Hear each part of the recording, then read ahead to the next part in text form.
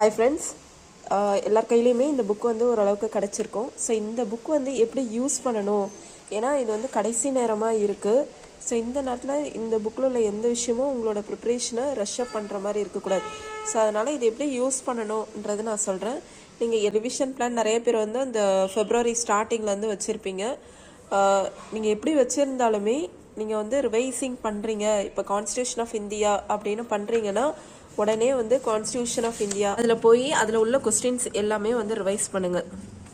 இதன்னு தனியாக நான் என்ன சொல்ல வரேன்னா, இந்த புக்கில் உள்ளதை அப்படியே தனியாக எடுத்து படிச்சுட்டு இருக்காதீங்க.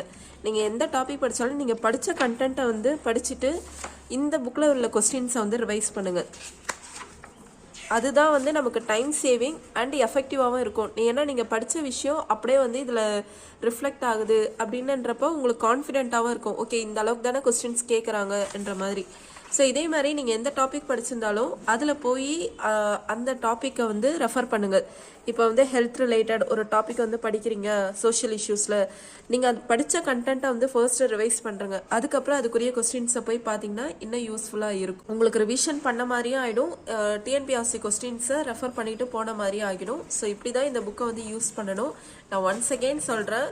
இப்போ வந்து பார்த்தீங்கன்னா நீங்கள் தமிழ் சொசைட்டியில் வந்து இப்போ திருக்குறள் ரிலேட்டட் படிச்சிருக்கீங்க, உடனே போய் அது ரிலேட்டட் டிஎன்பிஎஸ்சி கொஸ்டின்ஸை வந்து எல்லாமே நீங்கள் வந்து உடனே ரெஃபர் பண்ணுங்கள்.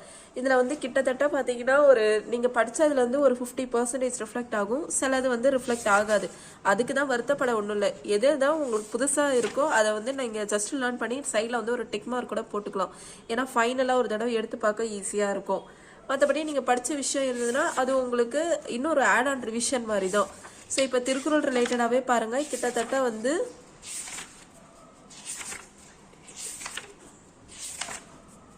திருக்குறள் மட்டும் 2 லாங்குவேஜ்லையும் கொடுத்துருக்கோம். ஸோ திருக்குறளே மொத்தமாக பார்த்தீங்கன்னா 98 கொஸ்டின்ஸ் கிட்ட இருக்குது. கண்டிப்பாக நீங்கள் படித்ததுலேருந்து ஒரு 50% இதில் ரிஃப்ளெக்ட் ஆகிருக்கும். நியூவாக உள்ள விஷயத்த சைடில் டிக் பண்ணி நீங்கள் வந்து ரிவைஸ் பண்ணிக்கலாம். ஸோ இந்த மாதிரி ரிவிஷன் பண்ணிங்கன்னா கண்டிப்பாக உங்களுக்கு யூஸ்ஃபுல்லாக இருக்கும் அண்ட் டிஎன்பிஎஸ்சி கொஸ்டின்ஸை ரெஃபர் பண்ண மாதிரியும் இருக்கும்.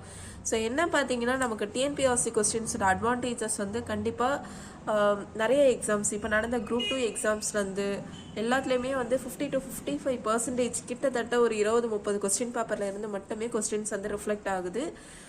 இந்த புக்கும் கண்டிப்பாக உங்களுக்கு வந்து யூஸ் ஆகும். ஆனால் நீ யூஸ் பண்ணுற விதத்தை வந்து கரெக்டாக யூஸ் பண்ணிக்கோங்க. அண்டு நம்ம புக்கு பர்ச்சேசிங் வந்து பார்த்திங்கன்னா முடிய போகுது.